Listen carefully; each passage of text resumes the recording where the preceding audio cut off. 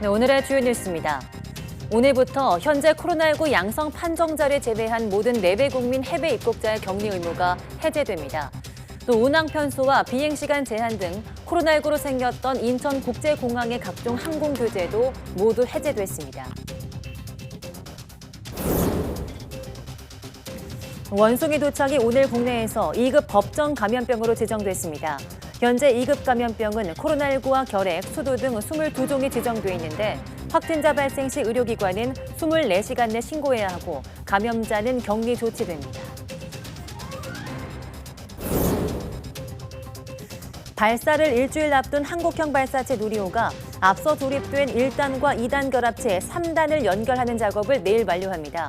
누리호 발사 관련 연구진은 지난해 10월 1차 발사 실패를 딛고 성공을 위해 막바지 준비에 총력을 기울이고 있습니다. 폭염 때 기온이 1도만 올라도 사망률이 5% 증가한다는 조사 결과가 나왔습니다. 또 기온 상승이 사망률이나 심혈관계 질환뿐 아니라 어지럼증이나 대상포진 등에도 영향을 미쳐 다각적인 연구와 분석이 필요하다는 지적도 나왔습니다. 유럽연합과 유럽의회가 휴대전화 등 모바일 기기의 충전 포트를 USB-C 타입으로 통일하기로 했습니다. 이에 따라 소비자들이 새 기기를 구매할 때마다 다른 충전기기나 케이블을 사는 불편함이 없어질 것이라고 의회는 설명했습니다.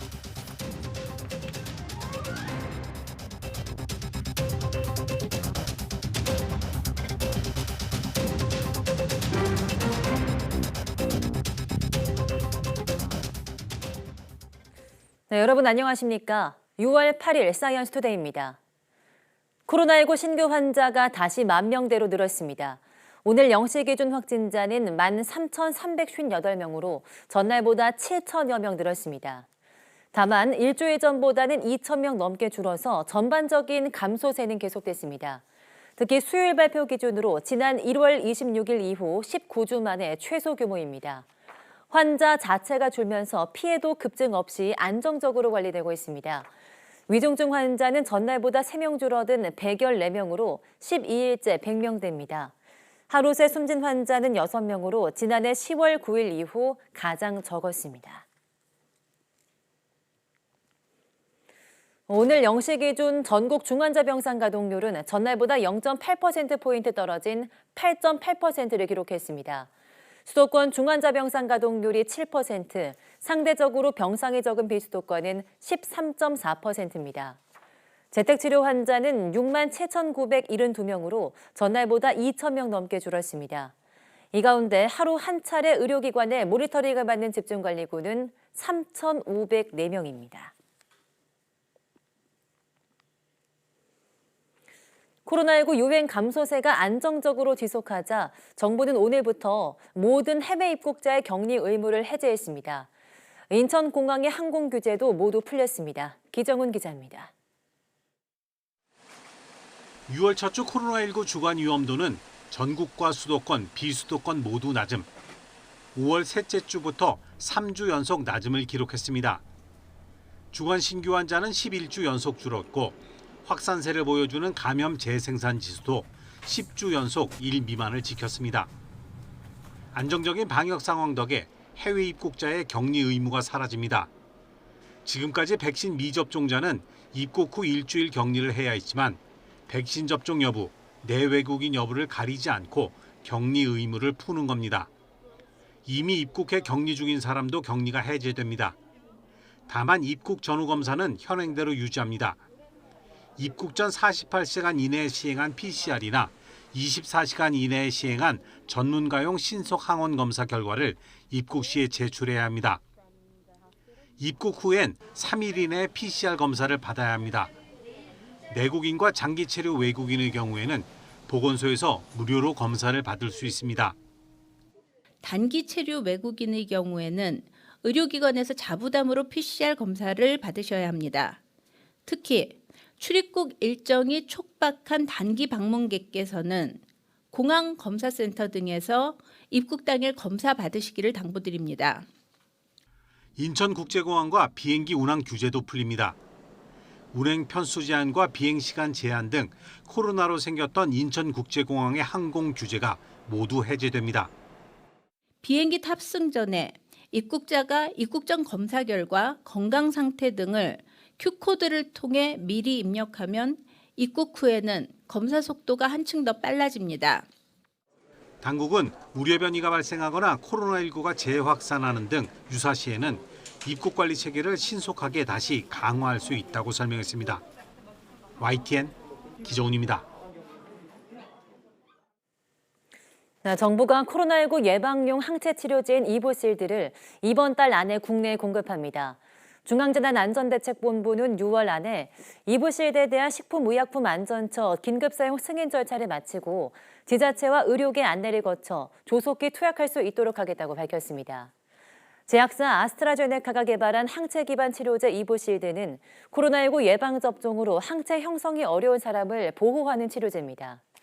중대본은 이보실드는 혈액암 환자나 장기 이식 환자처럼 면역 억제 치료 때문에 백신을 통한 항체 형성이 어려운 경우에 사용하는 예방용 항체 치료제라며 지난주 추경 예산이 확정됨에 따라 국내에도 공급을 추진하겠다고 설명했습니다. 미국 식품의약국 FDA 자문기구가 노바백스의 코로나19 백신에 대해 긴급 사용을 승인할 것을 권고했습니다. FDA 자문기구인 백신 생물의약품 자문위원회는 현지 시간 7일 노바백스의 코로나19 백신에 대해 표결을 거쳐 이같이 권고했다고 뉴욕타임스가 전했습니다. FDA가 관리에 따라 자문기구의 권고를 수용할 경우 노바백스 백신은 미국에서 성인을 상대로 긴급 사용이 승인된 네 번째 코로나19 백신이 됩니다. 이 백신은 우리나라에는 이미 도입돼서 접종이 이루어지고 있습니다. 세계 각국에서 확진자가 나오고 있는 원숭이 도창이 오늘 국내에서 2급 법정 감염병으로 지정됐습니다. 질병관리청은 원숭이 도창을 2급 감염병으로 지정하는 감염병 고시 개정안이 행정예고를 거쳐 오늘 0시부터 시행됐다고 밝혔습니다. 2급 감염병은 확진자 발생 시 의료기관은 24시간 내 신고해야 하고 감염자는 격리 조치됩니다. 2급 감염병은 전파 가능성을 고려했을 때 격리가 필요한 감염병으로 현재 코로나19와 결핵, 수두 등 22종이 지정돼 있습니다. 세계보건기구에 따르면 5일 기준 비풍토병 지역 27개국에서 780건의 원숭이 도창 감염 사례가 확인됐습니다. 이처럼 원숭이 도창 감염 국가가 늘고 우리나라에서도 코로나19와 같은 2급 법정 감염병으로 지정되면서 불안감이 늘고 있습니다. 그런데 해외 감염 경로 사례가 전해지면서 성소수자에 대한 노골적인 혐오 낙인이 도를 넘어서고 있습니다. 송재인 기자입니다. 최근 감염 국가가 늘고 있는 원숭이 도창을 둘러싼 온라인 공간 댓글입니다. 코로나에 이어 새 감염병이 두렵다는 반응부터 나옵니다. 그런데 전파자를 성소수자로 특정해 쏟아내는 노골적인 차별글들이 유독 눈에 띕니다. 격리해야 한다는 주장부터 정신질환에 빗대거나 더럽다는 원색적인 표현도 서슴지 않습니다. 물론 각국 보건당국이 성소수자들 사이 감염 확산에 주의를 기울이고 있는 건 사실입니다. 아프리카 이외의 첫 대륙 감염 사례가 나온 영국에서 감염자 절반 이상이 생물학적 남성인 성소수자로 보고되는 등 비슷한 사례가 잇따르고 있기 때문입니다.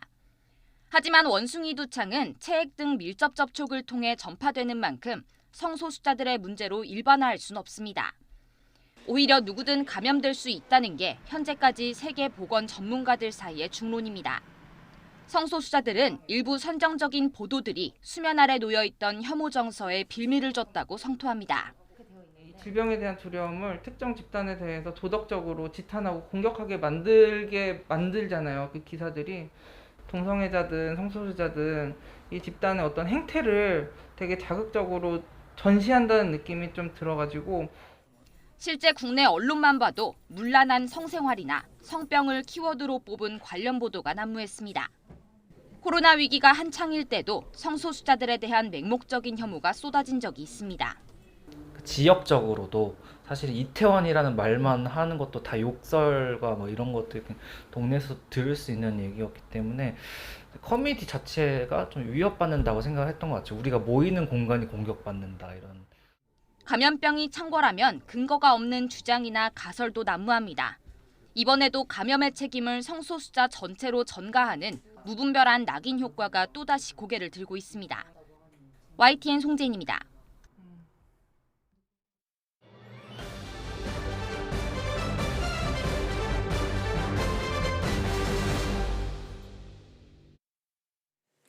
한국형 발사체 누리호의 2차 발사가 일주일 앞으로 다가왔습니다. 마지막 3단 로켓 연결이 내일 이루어질 예정인데요. 1차 발사의 뼈아픈 실패를 딛고 완전한 성공을 이루기 위해 노심초사 총력전을 벌이고 있습니다. 이성규 기자가 취재했습니다. 발사를 일주일 앞둔 한국형 발사체 누리호. 3단 로켓으로 구성된 누리호는 앞서 조립된 1단과 2단 결합체에 3단 연결을 위한 준비가 완료됐습니다.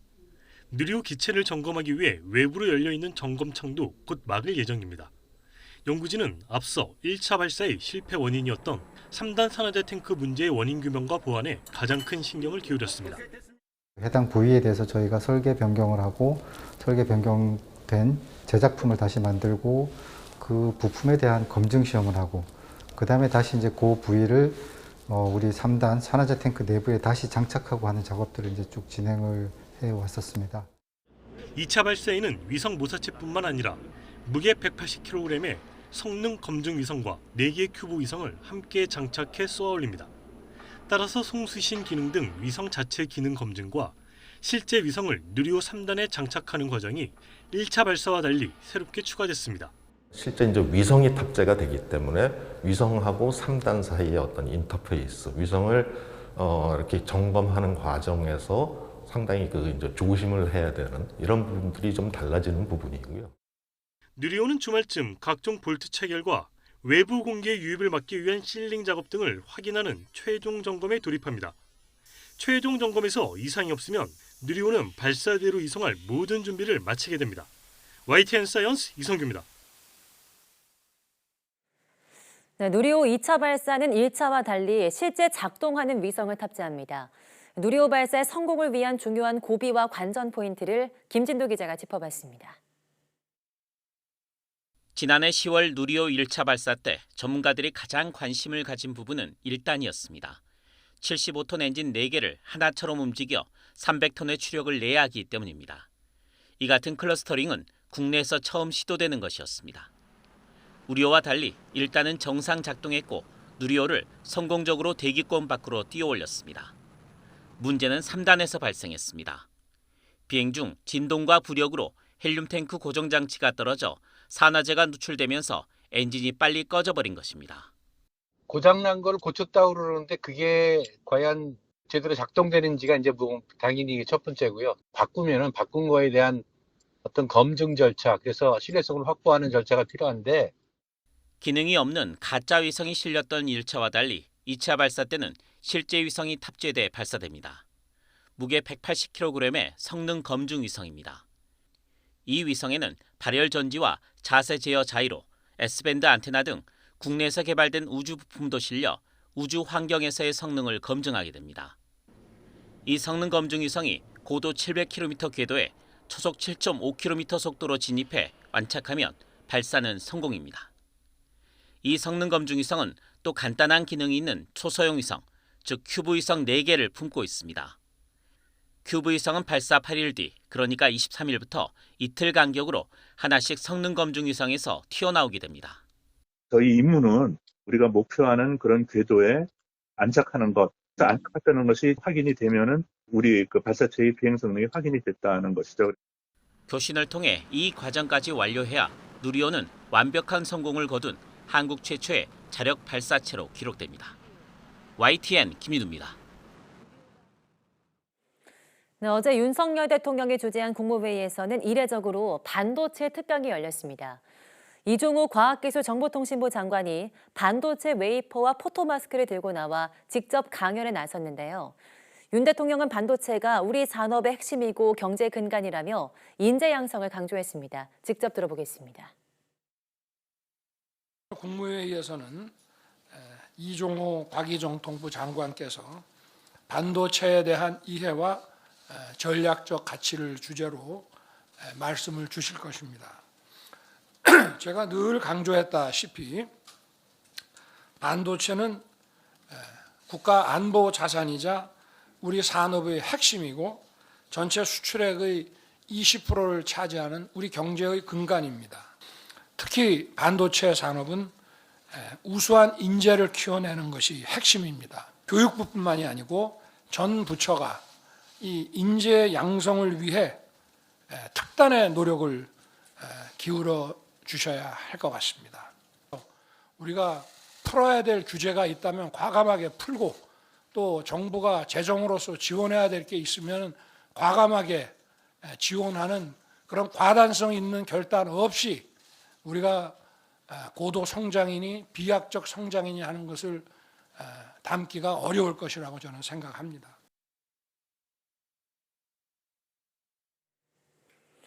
지난달 윤석열 대통령의 교육과학기술 특별보좌관에 임명된 김창경 한양대 교수가 사임했습니다. 대통령실 관계자는 어제 브리핑에서 김 특보가 최근에 안구 질환을 진단받아 절대 안정을 취해야 하는 상황이라면서 오래전에 기획했던 안식년 연구도 같이 한다는 이유로 사의를 표명했다고 밝혔습니다. 이어 비상근 특보이자 민간인 신분이라 바로 사의가 수용됐다고 덧붙였습니다. 앞서 대통령직 인수위원회에서 과학기술교육분과 인수위원으로 활동한 김 특보는 이명박 정부 때 교육과학기술부 2차관을 지냈습니다.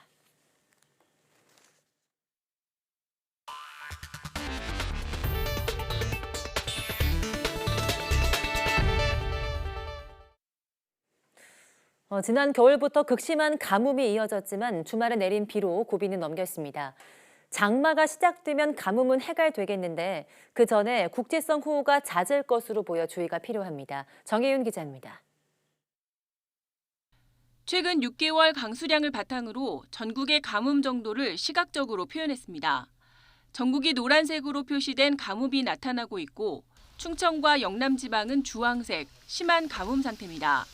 지난 겨울 50년 만에 가장 심한 가뭄이 기록된 데 이어 올해 봄마저 역대 최악의 가뭄이 계속되고 있기 때문입니다. 특히 5월 물 부족은 심각한 수준입니다. 한 달 동안 전국에 내린 비는 5.8mm, 예년보다 96.3mm나 적었습니다. 특히 거창은 한 번도 비가 내리지 않았고 대형 산불이 발생했던 밀양과 합천은 2에서 3mm에 그쳤습니다. 하지만 지난 주말과 휴일 단비가 내리면서 최악을 향해 치닫던 가뭄이 큰 고비를 넘겼습니다. 지리산에 최고 80mm의 비가 온 것을 비롯해 남부 내륙에도 20에서 60mm의 제법 많은 비가 내렸기 때문입니다. 특히 이번 주에는 2차례 단비가 더 내릴 전망입니다. 가뭄 해결은 어렵더라도 장마 전까지 상황이 심각해질 상황은 벗어났다는 게 전문가들의 분석입니다. 다만 가뭄에 이어 기습 집중호우라는 극단적인 기상현상에 대한 주의가 필요합니다. 우리나라 북동쪽 상층으로 영하 15도 안팎의 찬 공기가 자리 잡고 있어 낮 동안 기온이 오르면 대기 불안정이 극심해지기 때문입니다. 충남 부여와 보령에 한때 호우주의보가 내려진 것처럼 무척 좁은 지역에 강력한 비가 쏟아질 가능성이 큽니다. 최근에 북동쪽으로부터 대기 상층에 찬 공기가 이동해온 가운데 낮 동안에는 대기하층의 기온까지 오르며 온도차가 심해지고 있습니다. 대기가 무척 불안정해지며 비구름이 폭발적으로 강하게 발달하는 곳이 생기고 있으며 당분간 이 같은 국지성 호우가 발생할 가능성이 커 주의가 필요합니다.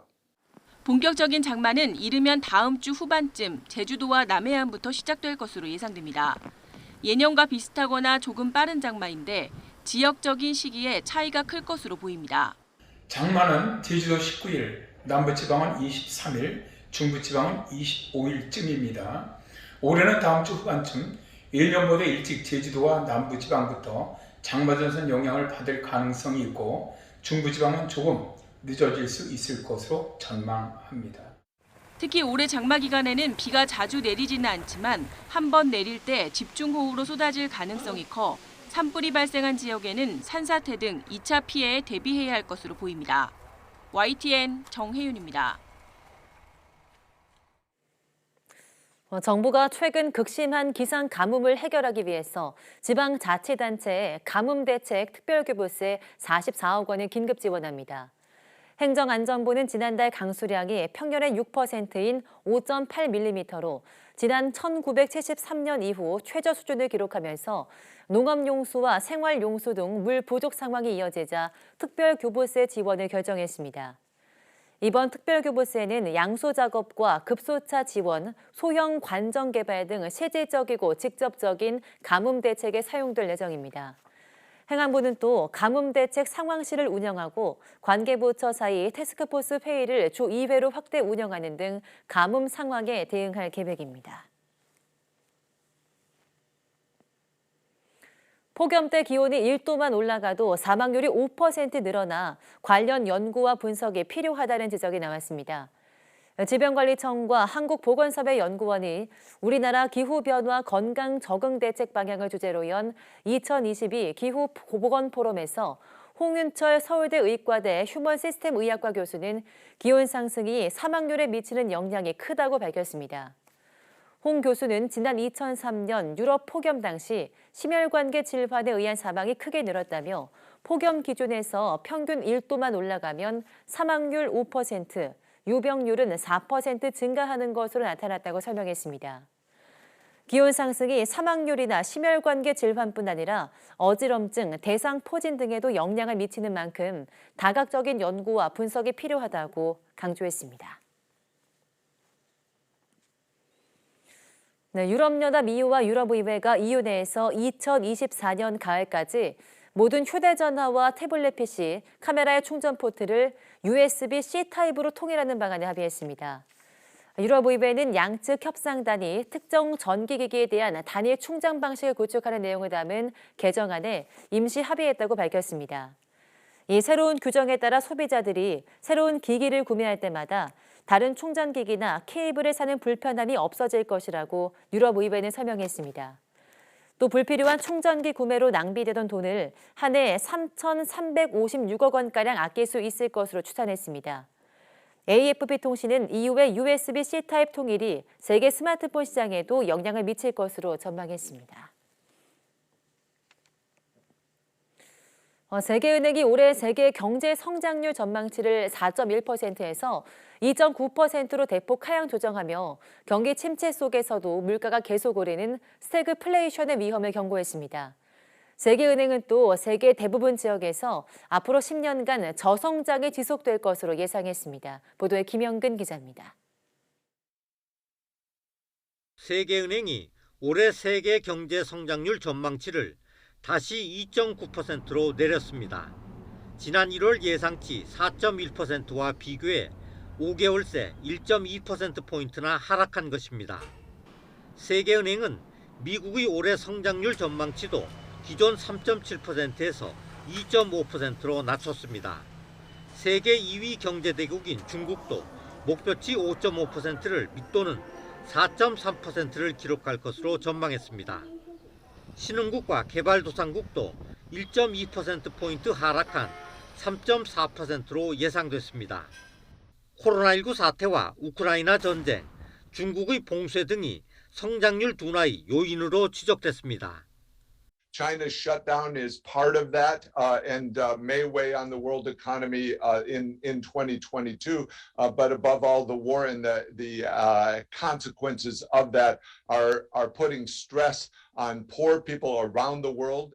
세계은행은 많은 나라에서 경기 침체를 피하기 어려울 것이라고 전망했습니다. 또 세계 경제가 미약한 성장과 높은 인플레이션이 장기화하는 시기로 접어들 수 있다고 우려했습니다.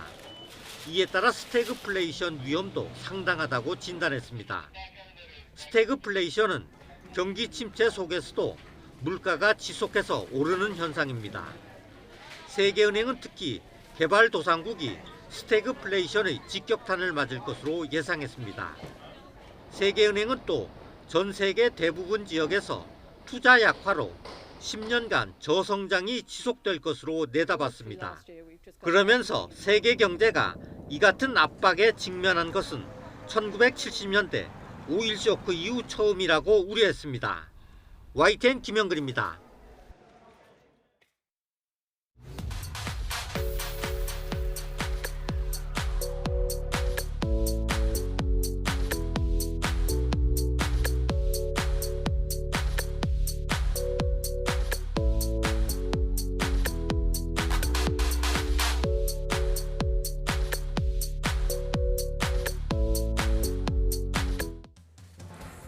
지구가 점점 뜨거워지면서 국제사회가 탄소 감축에 관한 각종 규제 등을 내놓고 있습니다.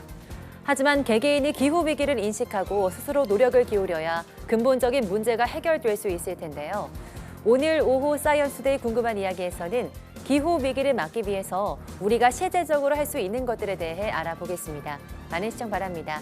함께해 주신 여러분 고맙습니다.